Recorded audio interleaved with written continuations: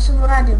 Imate fore na jednom serveru, zove se Craft Survival Games. RS. Ne sjećam se, tako me samo slika. Craft Survival Games. Craft Survival Games.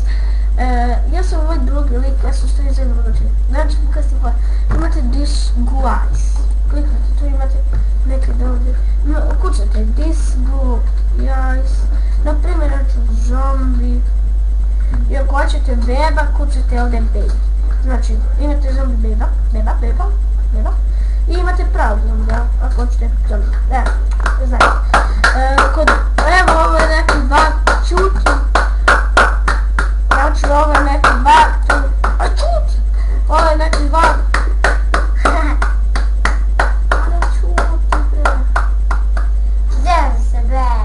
To je neki bug.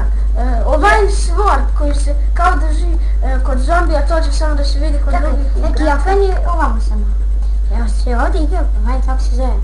Ne igra, se može kao da se igra, znači ovaj sword, to nećete vi da vidite, se drugi igrač to neće vidjeti, onda će samo da vidi zombija kako god drži, a ovaj tu što ste kao da. Sad idete, imate, tu diskusite se sami, imate D, P, nečije ime, da bi postali kao njegov skin. Eto, to sam ja prvo uradio.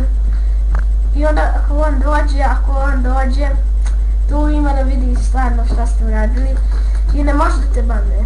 Evo, ću budem survive. Vidite? I tako možete da dođete kod tog playera. Ajde u deskripciji. Tako možete da dođete kod tog playera, mislim igraču. I da dođete ovako da ga zjazate kao... Evo ga. Ne, to nije ono. Sad ću njega da se pretvorim. GPCA.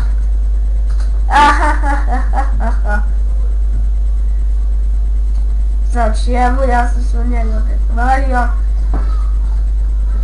Evo, ovaj mač se stvarno drži kod njega.